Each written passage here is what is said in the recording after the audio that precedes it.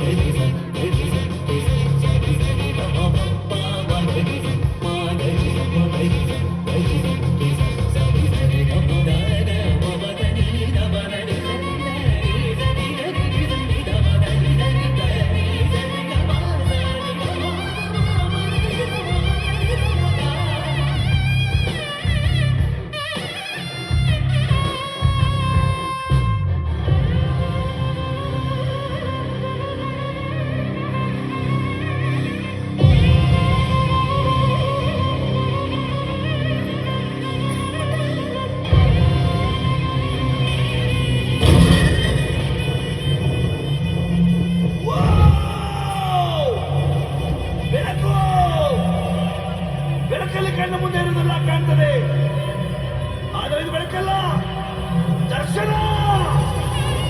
ಹಿಂದೆ ನಡೆದದ್ದು ಮುಂದೆ ನಡೆಯುವುದು ಎಲ್ಲ ತೋರಿಸುವ ಬೆಳಕು ಕಾಣ್ತದ.